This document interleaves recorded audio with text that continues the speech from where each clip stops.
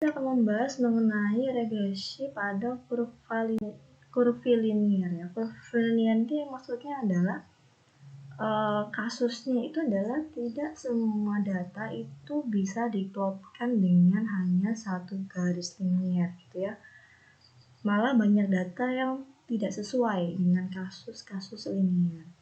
Nah, di sini kita dapat mengambil, kita namakan dengan kasus polynomial regression, di mana X yang terdistribusi pada rata-rata distribusi Y itu diberikan oleh B0 plus B1X plus B2X kuadrat plus B3X pangkat 3 dan seterusnya sampai BP XP. Nah, kurva polinomial ini adalah dibuat untuk digunakan sebagai pendekatan ya ketika bentuk fungsi dari kurva regresi ini tidak diketahui ya. Jadi kurva regresi ini kita nggak tahu nih apakah dia linear atau enggak.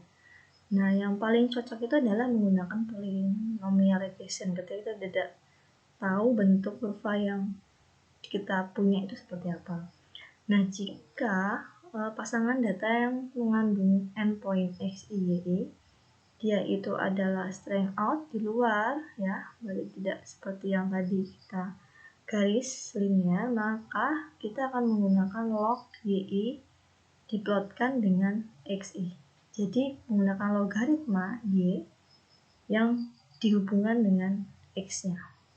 Dan ini menandakan bahwa kurva regresi Y pada X ini adalah eksponensial. Ya. Dan untuk semua X yang diberikan, maka rata-rata pada distribusi nilai Y itu diberikan oleh alfa kali beta. Jadi bukan alfa plus beta, tapi adalah alfa kali beta. Jadi kalau alfa kali beta ini kalau kita logaritmakan, sebenarnya kalau logaritma perkalian itu menjadi penjumlahannya logaritma Y itu menjadi sama dengan logaritma A alfa ditambah X logaritma B ya. Ini didasarkan pada 10 ya, logaritma basis 10. Oke. Jadi ini contohnya adalah di sini kita ingin mendeteksi ada electrical and hybrid cars. Di sini ada mobil hybrid. Ya, dia membutuhkan baterai dengan NIMN ini adalah kodenya ya, mempunyai kapasitas yang tinggi. Kapasitas baterai ini akan menurun ya sesuai dengan rata-rata penambahan penggunaan ya. Kapasitasnya bisa menurun kalau kita discharge ya, kita pakai ya, peningkatan pemakaian. Nah, Y ini adalah kapasitas baterai. Ini kapasitasnya yang diukur dalam ampere hours, dan X itu adalah rata-rata discharge ya, pengeluaran. Di sini suppose bahwa pengujian 6 buah baterai ini adalah mempunyai the same model yang sama untuk memberikan hasil ya. Jadi seperti apa sih sebenarnya modelnya? Pertanyaannya adalah, ini datanya sepertinya 2, 3, 6, lalu kita punya kapasitas. Pertanyaannya adalah plotlah logaritma Y versus X untuk memverifikasi apakah dapat masuk akal, dapat menyatakan bahwa ada hubungan yang eksponensial. Lalu buatlah kurva eksponensial dengan mengaplikasikan metode least square pada data point XI log Y. Gunakan hasil pada bagian B tersebut untuk mengestimasi kapasitas ketika penggunaan rata-rata baterainya itu adalah sebesar 5 ampere. Nah, pertama kita plotkan saja dulu data kita. Jadi kita plotkan di sini. Terlihat hasilnya adalah ya seperti ini ya, naik turun ya, kurvanya tidak non-linear pattern sebenarnya. Nah, kemudian kita dapat menggunakan beberapa bisa dengan linear tab ya. Di sini kita plotkan, tapi di sini adalah mungkin bukan logarithmic form ya, exponential form yang kita gunakan. Kita dapatkan di sini logaritma Y ternyata adalah di sini, ingat di sini kita gunakan adalah ini intercept, konstanta ini adalah alfa, ini adalah X itu adalah beta. Jadi alfanya itu adalah positif 5,1257, betanya itu adalah minus 0,02372. Ini adalah bentuk logaritma. Jadi sini kita untuk prediksi Y-nya itu adalah kita gunakan bukan log ya, karena di sini kita ingin mendapatkan alfa, sehingga ini adalah menjadi ln ya, ln Y. Jadi atau kita sebut sebagai prediktor Y sama dengan ya 1,68,29 dan E ya. Jadi di sini sama aja E pangkat 51,257 minus 0,0237 ya. Jadi E ini jadinya E pangkat minus 5,257 dan dikalikan dengan E pangkat minus 0,02372.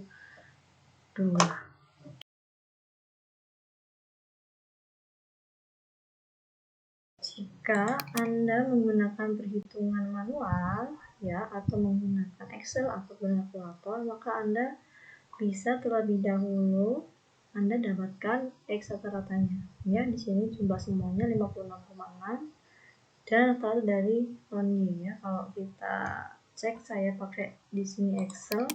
Ini saya dapat rata-ratanya adalah 9,33. Lalu di sini dilonkan terlebih dahulu ya. Ini kita lonkan menjadi ln 5164,7, hasilnya ada 5,1. Di sini ln dari 156,1, ln 142 dan seterusnya. Kita ratakan menjadi 4,9. Setelah itu, Anda bisa menghitung SX untuk ln Y-nya ya. Di sini SX untuk ln Y-nya, di sini Anda bisa gunakan total sum square yang tadi ya, sum square-nya. Lalu Anda bisa tetap gunakan hal yang sama ya, menghitung sum square. Lalu LX-nya di sini bukan X ya, tapi X ln Y. Jadi kita pakainya adalah ln-nya, bukan X-nya ya. Ini adalah X totalnya ya, sum square total X-nya. Lalu untuk LSXX-nya kita gunakan di sini adalah 774 kurang 56 dikali 2 ya, per 2 ya. Jadi Anda bisa gunakan secara hitung manual. Rumusnya apa? Rumusnya sama ya, sama dengan rumus sebelumnya. Sehingga slope-nya yang kita dapatkan itu adalah, estimasi slope-nya adalah ini ya. Ini adalah minus 5, di sini SX ln Y dibagi dengan SXX. Masih ingat rumus beta ya, itu adalah SXY, di sini X-nya adalah ln Y dibagi dengan SXX. SXX-nya adalah 251,33, itu adalah minus 0,02372. Lalu intercept-nya itu Anda langsung gunakan aja tadi ya. Anda tadi menemukan ln Y-nya di sini, rata-rata Y prediction. Sebenarnya ini adalah dikurangi ya, tetapi di sini karena ini nilai negatif ditambahkan plus. Di sini adalah X bar dikali dengan di sini adalah nilai apa? Di sini adalah nilai dari beta. Oke, sehingga 5,12, sehingga kita dapat menentukan ya, di sini sama sebenarnya, kita dapat menentukan bahwa ln Y-nya itu adalah 5,1257 minus 0,02372 dikali 5, yaitu sekitar 5,007 ya. Kalau Anda kembalikan lagi menjadi Y, itu adalah sekitar 1,149.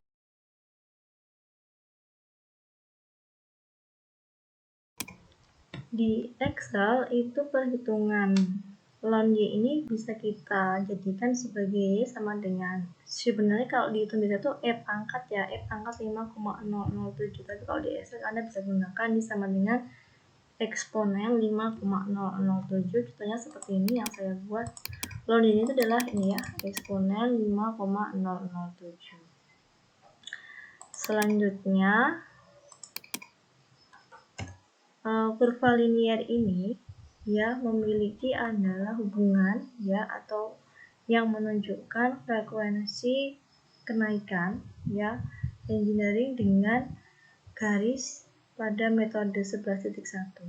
Jadi dia sebenarnya dapat diplotkan gitu ya, hubungannya itu adalah reciprocal function ya, berbanding terbalik. Jadi y-nya itu kalau yang awalnya adalah alfa plus beta x, kalau di sini sebenarnya hubungannya itu y sama dengan 1 per alfa plus beta x ya. Nah, kekuatan fungsinya itu adalah y sama dengan alfa dikali beta x. Maka di sini dapat direpresentasikan hubungannya secara linear antara x dan 1 y sebenarnya ya. Kalau kita ubah jadi alfa plus beta x itu apa? Adalah sebenarnya 1 y. Maka di sini dapat diketahui bahwa estimasi alfa dan beta ini sebenarnya adalah hubungan linear antara logaritma x dan logaritma y. Jadi kalau di sini logaritma y itu sebenarnya adalah logaritma alfa plus beta logaritma x. Dan kita dapatkan estimasi untuk logaritma alfa dan beta, di mana alfa dan beta ini adalah diaplikasikan dengan metode pada teorema 11.1 yang tadi ya. Dengan poinnya itu nggak cuma xi, yi, tapi adalah sudah log x, log y ya.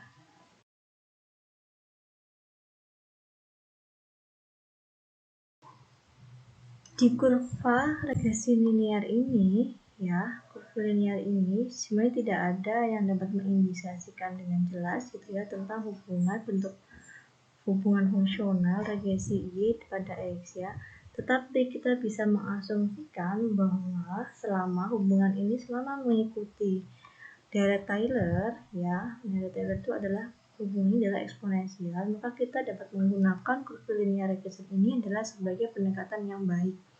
Dan sehingga datanya itu mengikuti regresi polinomial dengan rata-rata y pada x memiliki bentuknya adalah b0 plus beta 1x, beta 2x kuadrat dan seterusnya sampai beta p x pangkat p.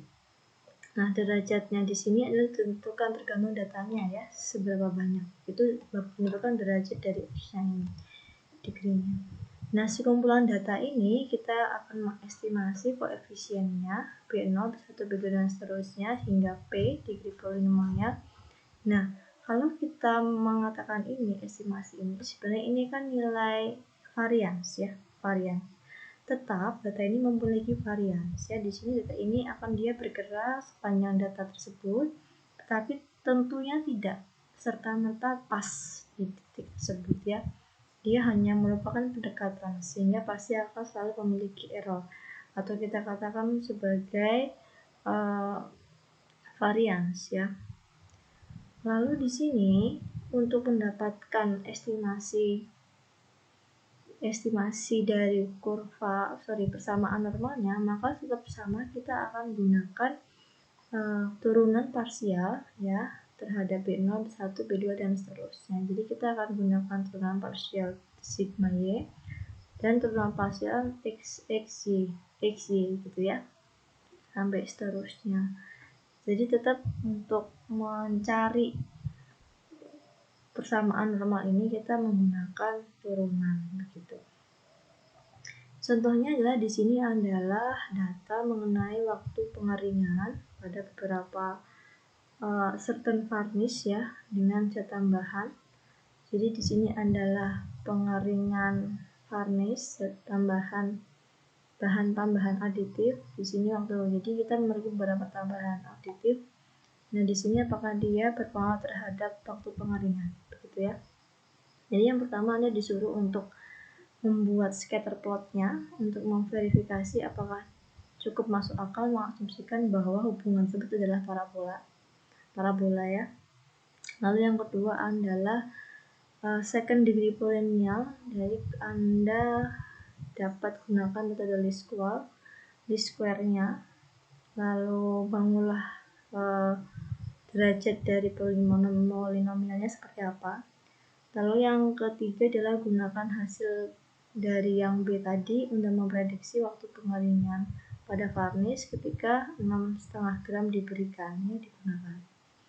Oke, kalau kita plotkan data yang ini ke dalam bentuk scatter plot, maka kita dapatkan datanya seperti parabola ya. Parabolanya cekung ya di sini ya.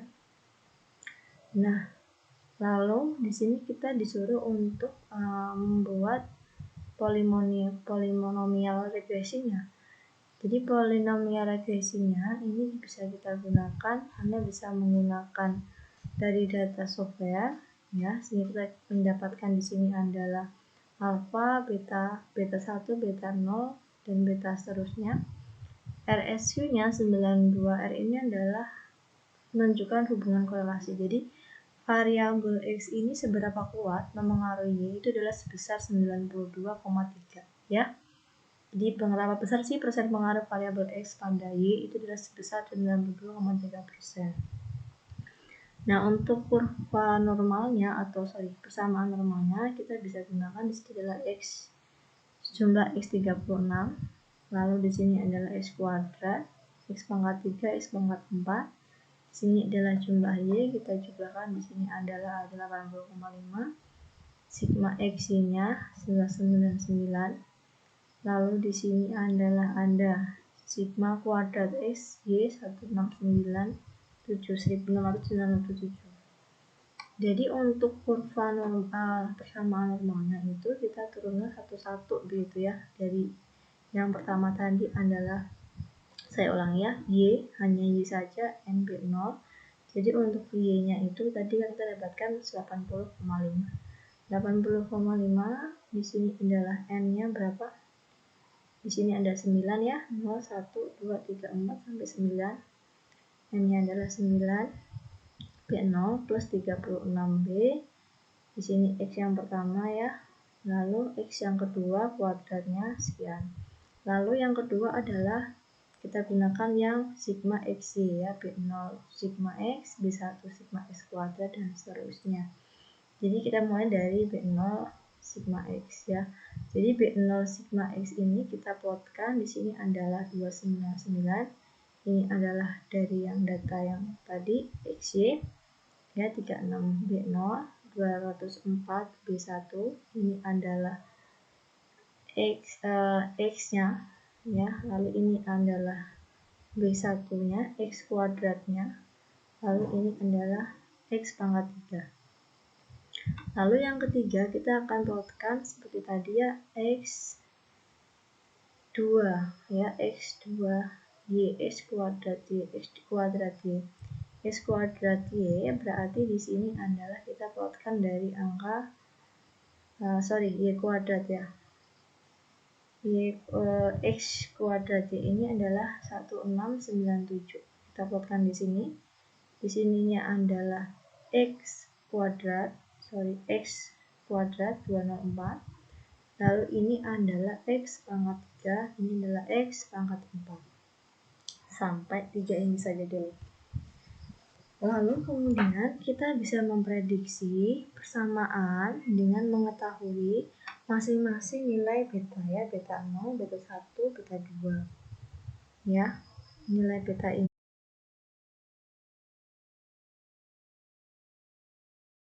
Cara untuk mendapatkan B0, B1 dan B2 ini kita lakukan dengan cara eliminasi.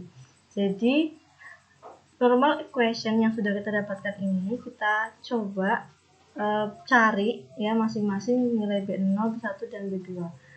Yang sudah saya coba itu adalah di Excel. Misalnya di sini Anda anggap bahwa 80,5 sama dengan 9B0 plus 36B1 plus 204B2 ini adalah persamaan 1. Lalu yang berikutnya ini adalah persamaan 2. Lalu berikutnya ini persamaan 3. Nah, Anda bisa gunakan beberapa contohnya, bisa substitusi ataupun dengan eliminasi ya. Di sini kalau saya ambil contoh dari persamaan 1 dan 2, di mana di persamaan 1 saya kalikan dengan 4, maka saya akan dapatkan persamaan 4. Dan kemudian persamaan 1 ini juga saya eliminasi dengan persamaan 3, maka saya akan dapatkan persamaan 5 ya. Jadi dari persamaan ini kita coba untuk mengeliminasi dari persamaan yang 4 dan persamaan yang kelima.